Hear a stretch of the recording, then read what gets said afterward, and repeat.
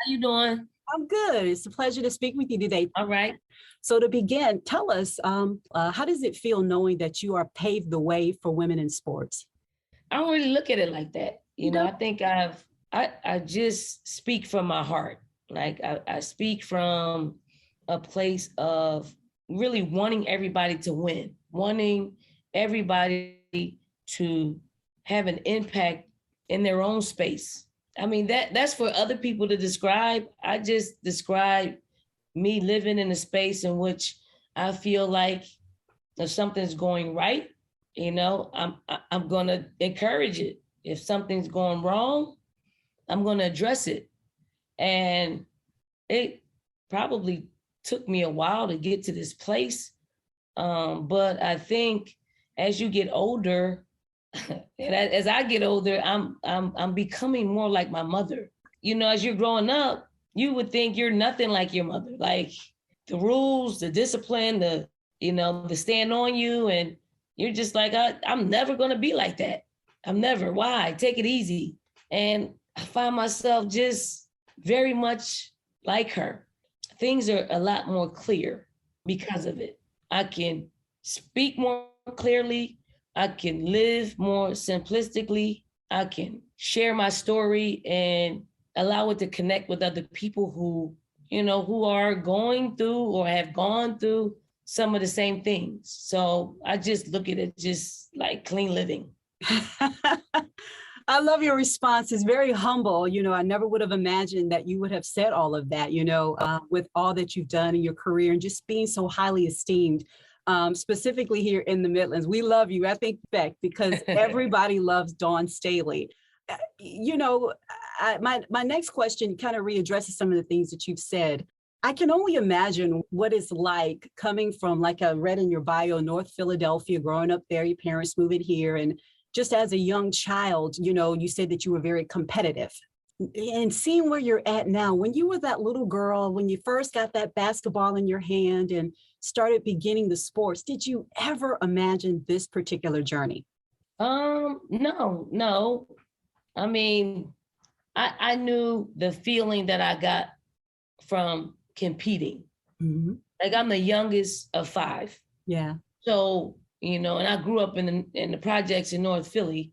So everything was super competitive. Like I had to outfox my older brothers because I didn't really have very much of my own. Like I had a lot of hand-me-downs. My sister wore this, so now I get it. All my brothers wore that, now I get it. So when I used to love like white socks. Seriously, like white socks. I used to line my socks up on my foot. There was this little seam that goes across the top of your foot. Like all of that. They fit my feet. My brother's feet were bigger. So when they wore my socks, like it would steal my socks and wear them, I used to get so mad, like so mad because again, these were some of the things that just were mine, like not hand-me-downs. I got them in the pack. So, the competitiveness grew from just like those instances being in your house. And then when you venture out into the neighborhood and you start playing a sport, you're occupying yourself with something that is positive, where we grew up. And then, it grows. Like I am still probably the same competitive level, like with anything. Like I got a high level of competing, and I think it's just come with, having to fight for everything. And then I think I've grown into this position in, I guess, passing it on to anybody that's around me. Like more than likely, like the people that I surround myself with are high level competitive people. And that means it just doesn't mean that I want to win more than you. Like it's not just an emotion. It is work. Like I'm gonna outwork you. I'm gonna outfox you. I'm gonna out resource you. I'm gonna do all these things because I want to be prepared to win. So winning takes preparation. It's not just it's not just a want. It's much more to winning than want. It's work, is doing things that's not too big or too small. There isn't anything that I wouldn't do, or anybody that's on our staff that wouldn't do to help our program win. And those are the people that I've surrounded myself with, because I know just because something is not, their responsibility, if they see it undone, they're going to take care of it. Yeah. Well, it's interesting that you say that. My grandmother always said that you have to be born with a winner spirit to dominate consistently, because anybody can win once or twice. But you can't, when you do things, she said you have to do them with the mindset that you want to win, you will win, and not just win, but dominate. There is a difference. Mm-hmm. And it seems like that's what you've done. You've dominated in every area of your career. I follow you on Instagram, so I know you're a sneakerhead, Coach Staley, which gives everybody a better understanding of why you created Innersoul, which I find phenomenal. Your foundation has provided I looked on the website, 30,000 shoes to homeless children. And not just shoes, but tennis shoes, sneakers, and I don't think people understand just how much sneakers, culture, sports, music, how that's just embodied in the African-American culture. Special that is. It is huge. Tell us about the journey of the why behind Innersoul. Well, one of my partners in Innersoul, we were just having a conversation about like cleaning closets, like spring cleaning. And she actually said, I got all these new pairs of shoes. I'm going to throw them out. And they were like new sneakers. So I just got the idea of what new sneakers meant to me when I was growing up, because, and honestly, I didn't care what I looked like from my ankles up. Seriously, and I have to go back and reflect on being in classrooms, like going to school, going to elementary school, going to middle school, going to high school, and a lot of the conversations are about sneakers. Like you would get rigged if you didn't have on nice sneakers. That wasn't the right thing to do. I know this, but culturally, that's, we think very highly of what's on our feet. And if you didn't have a nice pair of sneakers on and people are constantly talking about your sneakers, it takes away from your ability to concentrate and to learn information that you need in said class. So I didn't know when we started Innersoul here in South Carolina how prevalent homelessness is. Like I didn't know I didn't know. I mean, I knew I wanted to give to homeless children and children who were in need. I didn't know there was a need to give out 30,000 pairs of shoes. So, I mean, we started working with a lot of different organizations. We started reaching out to counselors and social workers that work in the school.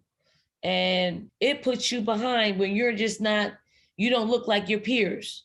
And I know, a new pair of sneakers isn't a cure-all, but at least it can help you get through a day to grasp this information that you're going to need to hopefully continue to pay it forward, like someone's giving you an opportunity to learn and grow. And then from that, we went into like underperforming elementary schools, because there's MAP testing here in South Carolina where you got to pass a test in order for you to advance to the next grade. So we started going around to elementary schools and implementing an initiative called Educate My Soul. And Educate My Soul is an intra-school competition between 3rd, 4th, and 5th graders. So all the 3rd graders are competing, all the 4th graders are competing, all the 5th graders are competing. And what we do, each grading period, the class that grades the highest in attendance and behavior and reading and fitness, physical fitness, will have this assembly in which Innersoul comes in and gives each and every 3rd grader in that class, 4th grader in that class, and 5th grader in that class that won. And then we give it to them in front of all their classes. So, I mean, it's super cool. And I'm talking about, if I'm a sneakerhead, I want young people to have the sneakers that I like to wear. Yeah. So they're not like, these little cheap sneakers. I want them to learn and grow and to compete in an environment that you're supposed to compete in that way. You're supposed to compete in the classroom. You're supposed to do these things. And once they open the box of shoes and we put them in a nice bag and they open the bag, they open the sneakers up, and I know they don't know what's in the sneakers, but when they see what type of sneakers they are, it's an emotion and a blissfulness that's etched in my, it's etched in my heart to want to continue to help young people in this way. I think it's interesting that you're combining your two passions together. You're passionate about competing and winning, and you're passionate about sneakers. You're a sneakerhead. I love the concept. I think it's phenomenal. And I'm super proud as someone who has, been pulled in so many different directions on a daily basis, that you took time out to make sure that you addressed a need in the community that can impact the trajectory of a young person's life, especially at that age. When we talk about your career, how do you prepare for that in the pressure of just knowing that you want to win it, but it could go either way at the split of a second, as we all have seen sometimes?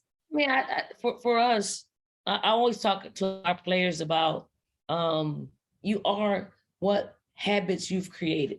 So when it comes time to be the favorite or to win an SEC championship or to go in each and every game, I have no doubt that when our team suits up to go play a game, here's what I know, that we defend extremely well. Here's what I know, that we're a pretty dominating, rebounding team. Here's what I also know, that we turn the ball over too much. I also know that we haven't played our best basketball, although the other game was pretty darn close. So we are the habits that we've created. So, I mean, there's probably only one thing on there that isn't all that great, which is we turn the ball over too much. So we discuss it, we communicate, we talk about what we're good at, we talk about what we're bad at, we address everything that needs to be addressed. And I also talk to our team about this as well.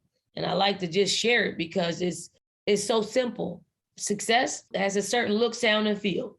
Mm-hmm. It does. Like, when you got it rolling, and then you know when you don't have it rolling. So if something looks off, feels off, and you see it, you have to address it. Like you can't just say, I'm gonna let that go this time.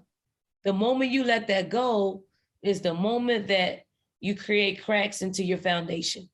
And we really can't have that. So our players really understand that concept of creating habits. And the look, sound, and feel is basically we got a standard. We have a standard that we play by. We have a standard that we live by. We have a standard to uphold when we're the South Carolina women's basketball team. So I think it's pretty cool to have a group of young people committed to that. Yeah. And it takes a little bit of time to garner all of 16 players to be committed to that, because they all are super competitive, highly motivated. They want to win, they want to play, they want to impact. And for this particular year, in order for us to be special, it's going to have to take a special type of sacrifice. It's going to have to take a special type of competitive individual who's not able to express themselves in a game like they want to, because there's so many other people that are pretty good at their position that sometimes they don't play a whole lot. So, for us is just buy-in, communicating and committing to not lowering our standards for anyone or anything. Thank you so much. Again, I'm Amanda Cooper, and have a great season. Appreciate it. Bye-bye, Amanda. You.